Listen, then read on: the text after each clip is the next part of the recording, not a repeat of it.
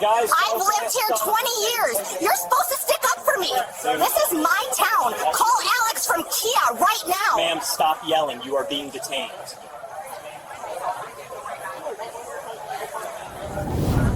The sun is setting over the Florida Keys, casting long shadows across Duval Street. It's the kind of evening that brings tourists to waterfront bars and locals to their favorite haunts. But tonight, the tropical paradise vibe is about to be shattered by a woman who believes 20 years of residency has earned her a permanent get-out-of-jail-free card. Officers Rodriguez and Campbell have been called to a popular beachfront bar where staff report a violent altercation.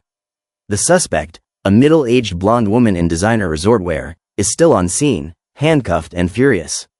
Her name is Sandra, though she'll spend the next hour reminding everyone she's been a local for 2 decades, as if longevity grants immunity from assault charges.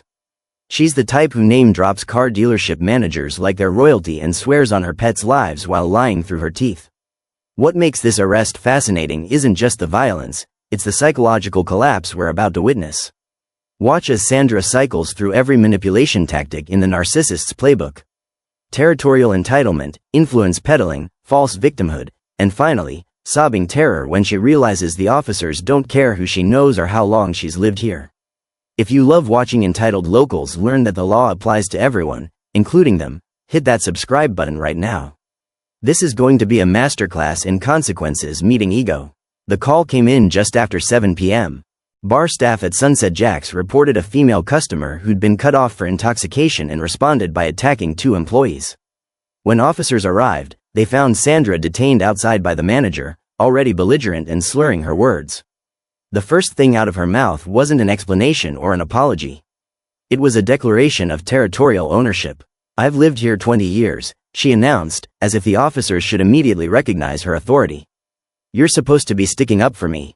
This is my town." Officer Rodriguez, a veteran of the Key West bar scene, has heard this exact speech 1,000 times.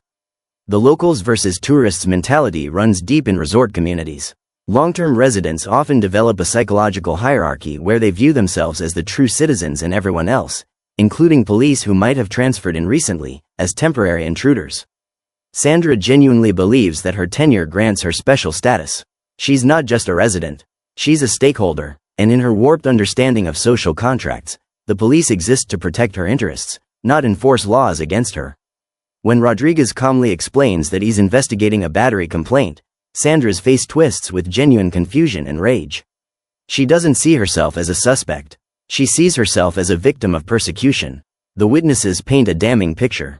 The first bartender, a young woman named Ashley, explains that Sandra had been served 1 drink and a shot. She seemed fine initially, but when Ashley moved to serve other customers, Sandra began screaming profanities across the bar. The staff made the decision to cut her off, a standard practice when someone becomes disruptive. They placed glasses of water in front of her and politely suggested she hydrate. Sandra's response was immediate and explosive. She began yelling that she's a local, that they can't do this to her, that she knows people. The manager, Lena, came over to de-escalate. "We're all locals here," she explained gently. "This is what happens when someone has had too much to drink." But Sandra wasn't interested in de-escalation. She was interested in dominance. She tried to come around the bar, attempting to physically invade the staff's workspace. When Ashley moved to intercept her, Sandra grabbed her arm and scratched her, leaving visible marks on her skin. The manager, Mark, stepped between them and physically removed Sandra from behind the bar. But Sandra wasn't done. She lunged at Ashley again, elbowing and swinging, forcing all 3 staff members to wrestle her toward the exit. By the time police arrived, Sandra had battered 2 employees and terrified half the customers. And yet, in her mind, she's the victim.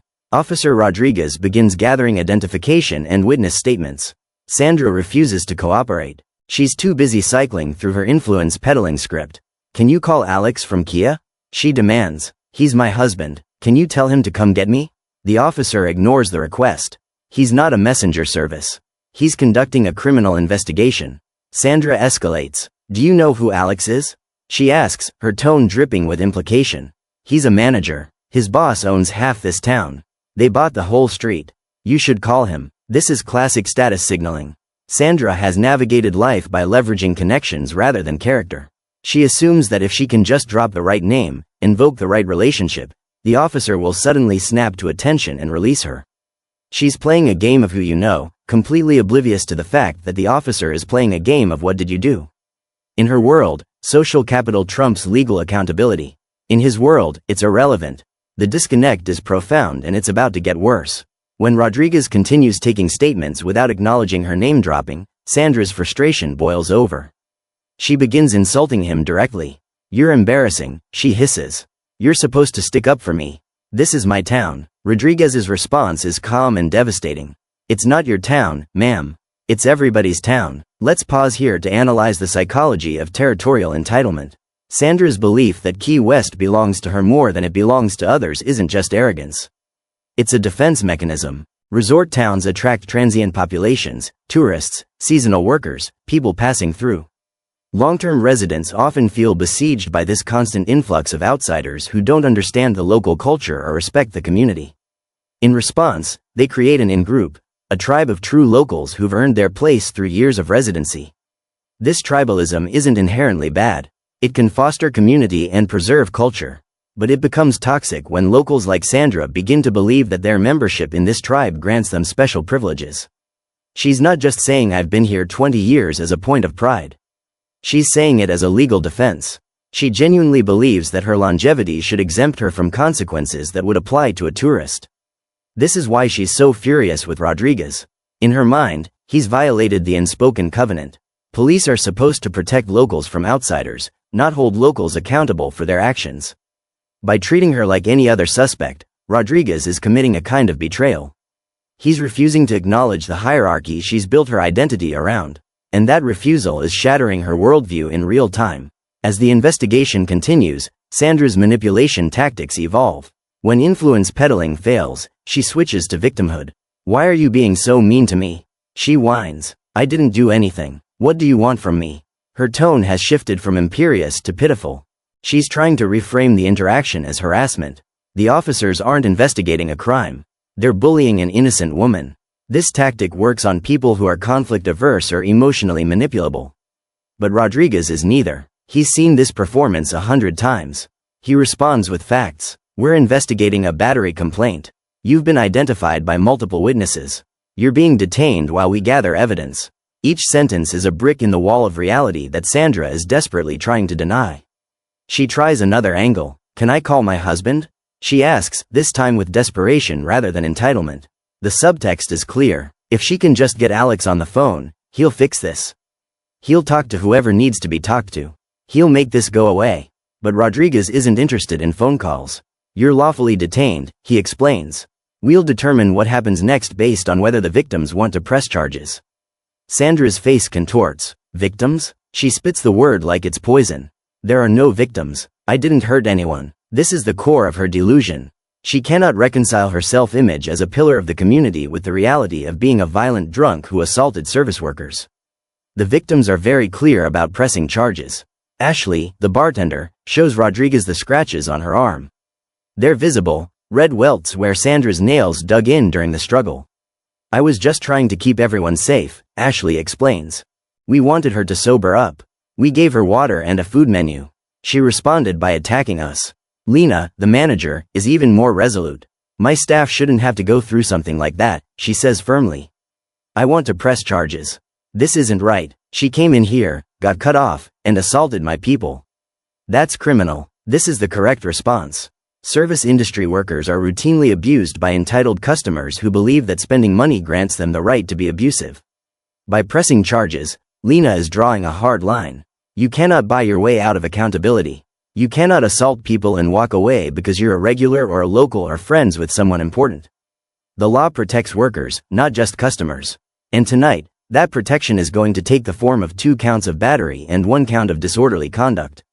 When Rodriguez returns to Sandra to inform her of the charges, she's sitting on the curb in handcuffs, still muttering about how embarrassing this is for her. Not for the people she hurt.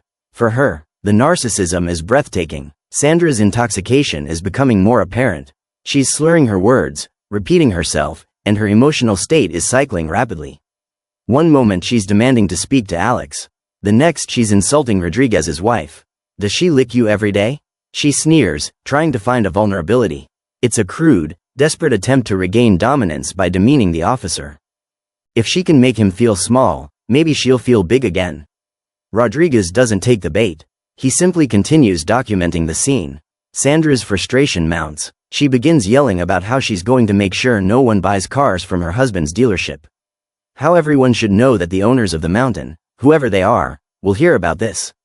It's word salad, the rambling threats of someone whose usual power structures have completely failed them. Then, almost without warning, her demeanor shifts again. The aggression drains away, replaced by terror.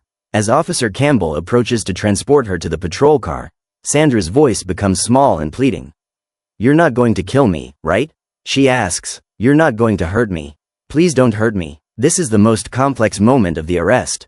Is she genuinely afraid, or is this another manipulation tactic? The answer is probably both. Alcohol can induce real paranoia and disorientation. But this is also a classic defense mechanism. By acting like a terrified victim, she's trying to guilt the officers into softening their approach. Officer Campbell handles the fear spiral with remarkable patience. "I'm not going to hurt you," he reassures her. "I promise, you're going to be fine." But Sandra can't stop. She repeats the plea over and over.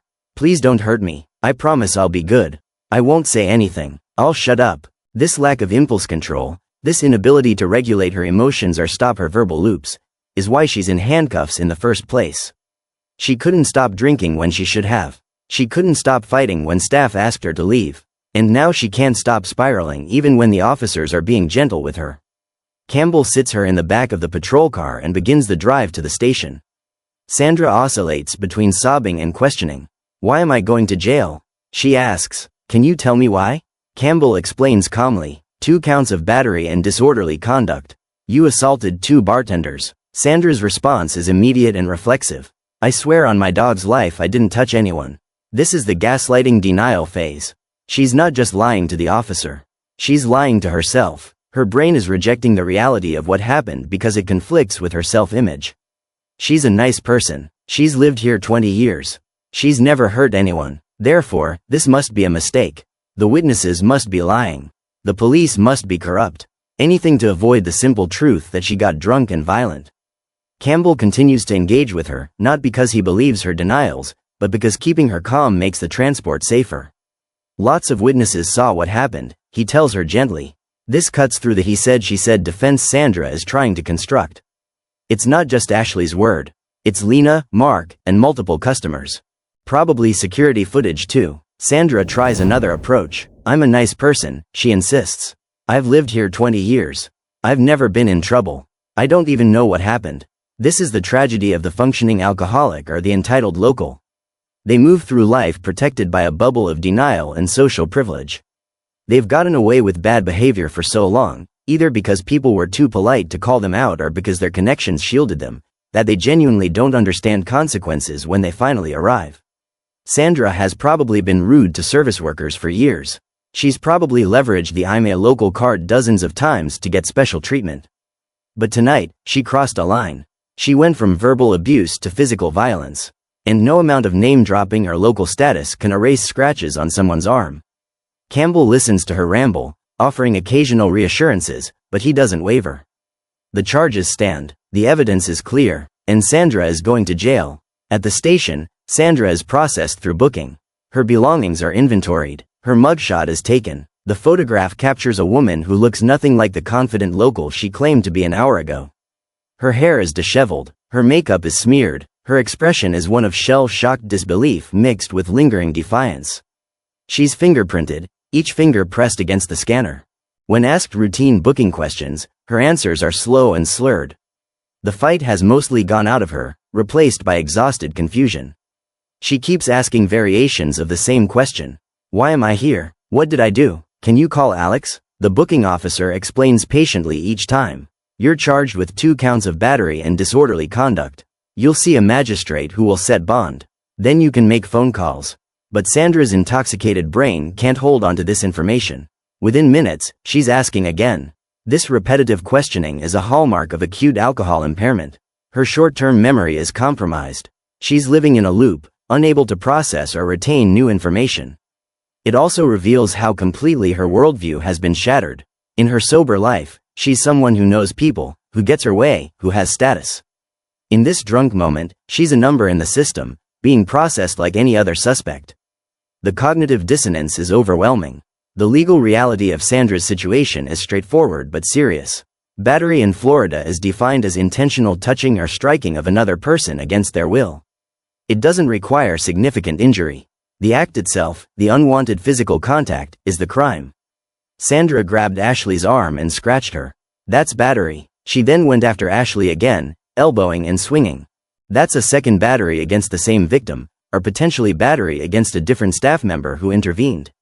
Either way, it's 2 counts.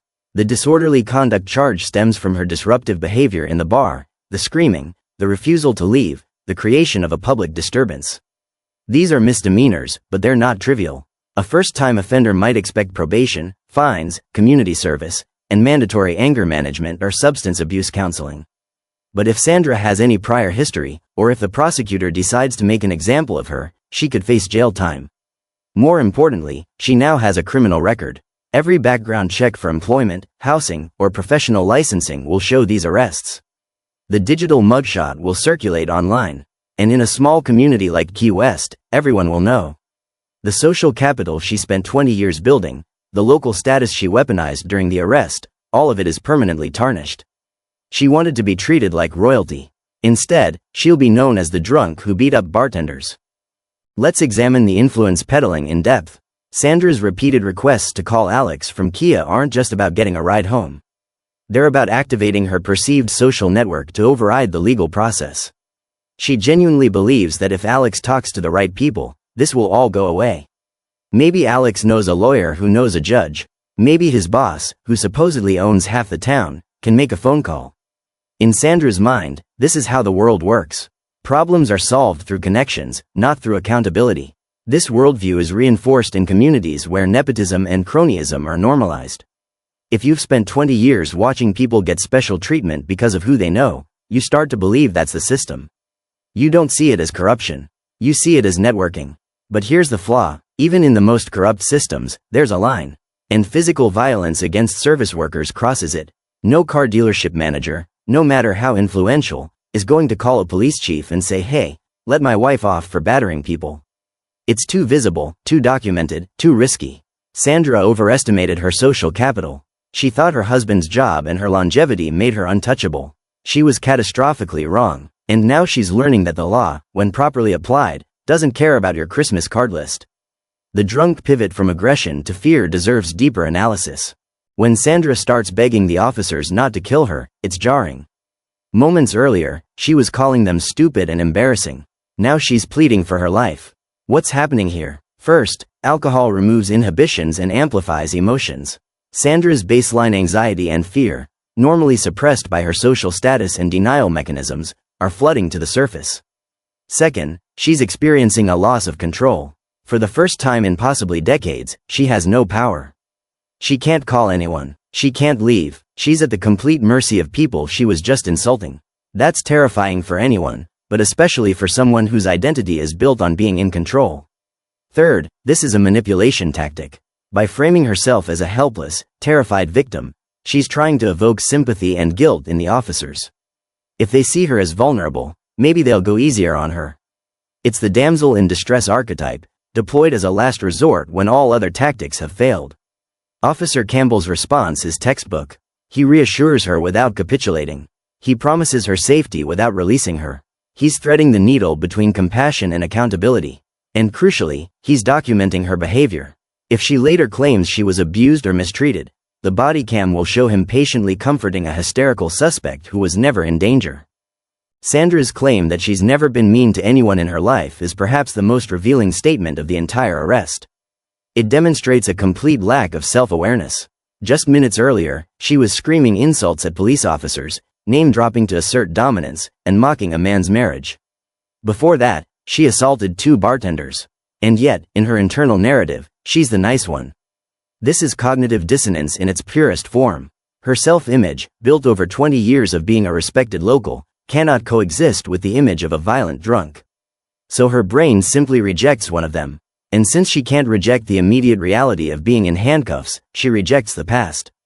She rewrites history. She didn't attack anyone. The bartenders are lying. The police are corrupt. She's the victim of a conspiracy. This denial is dangerous because it prevents growth. If Sandra can't acknowledge what she did, she can't learn from it. She can't change her behavior.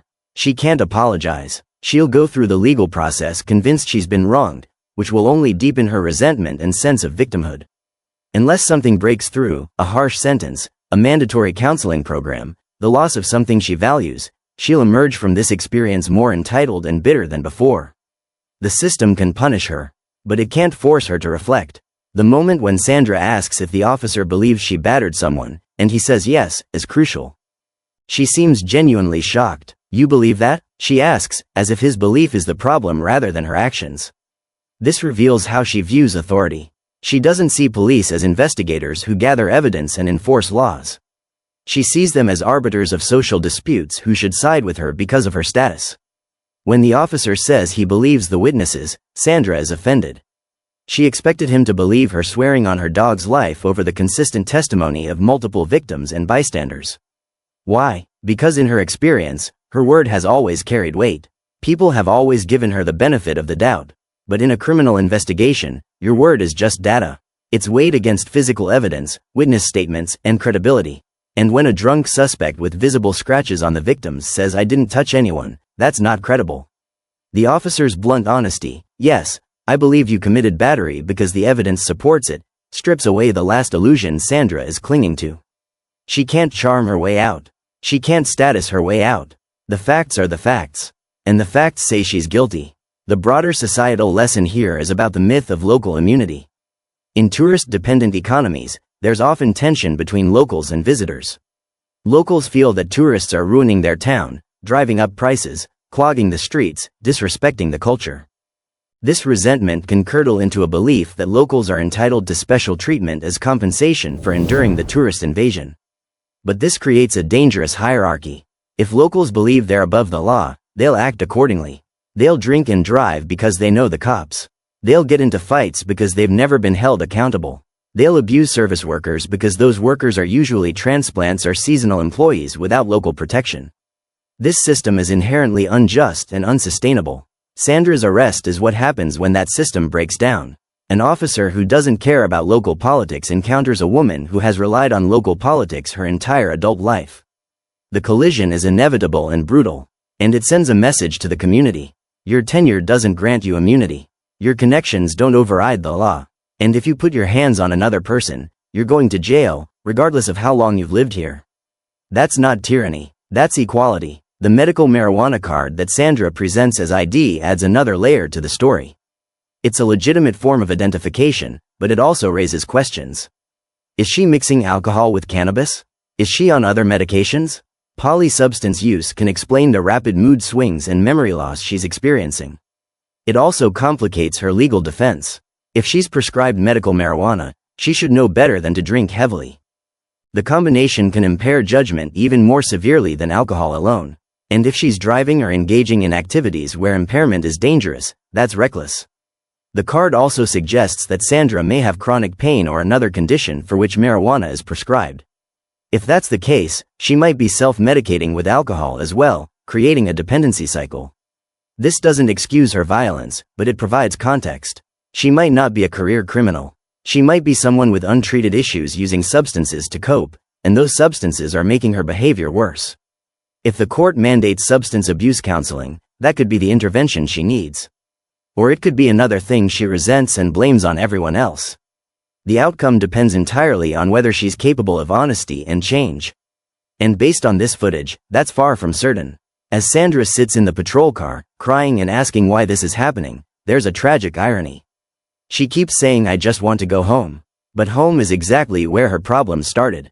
Home is where she drank too much before going to the bar. Home is where she built a life based on social status rather than character. Home is where she learned that being a local means never having to say you're sorry. The jail isn't the punishment. The jail is the consequence. The real punishment is what comes after. The court dates, the legal fees, the mandatory classes, the ruined reputation, the knowledge that every time someone in Key West Googles her name, this arrest will come up. She wanted to be known. She is, just not the way she imagined. Her final plea, "Can my husband come get me?" is heartbreaking and infuriating in equal measure. She still doesn't understand. Alex isn't coming to get her tonight. A bail bondsman might. A defense attorney will eventually. But the man she name-dropped as her shield, the manager whose boss owns the mountain, he's about to find out that his wife is a violent drunk who assaults service workers. That's going to be a difficult conversation, and it's one Sandra entirely created. In the end, Sandra's downfall was her belief in a hierarchy that doesn't exist. She thought 20 years of residency made her more valuable than the bartenders she attacked. She thought her husband's job title granted her immunity. She thought the police worked for her rather than for the law. She was wrong on every count. The officers treated her exactly as they would treat anyone else, with professionalism, patience, and unwavering adherence to procedure. They didn't care about her local status because local status isn't a legal defense. They didn't call Alex from Kia because Alex from Kia isn't a relevant party to a battery investigation. And they didn't let her go because she swore on her dog's life, because sworn statements from intoxicated suspects carry no weight against physical evidence and witness testimony. Sandra wanted to be special. Instead, she was treated equally. And in her world, equality feels like oppression. The question I want to leave you with is this. When Sandra sobers up and watches this bodycam footage, assuming it's released publicly, do you think she'll feel remorse for what she did to those bartenders? Or will she feel victimized by the system that held her accountable? Will she apologize to the people she hurt? Or will she double down, hire a lawyer, and fight the charges while claiming persecution? What does her behavior in this footage tell you about her capacity for self-reflection and growth? Let me know your thoughts in the comment. Do remember to hit the subscribe button, like and share this story, and I'll see you in the next one.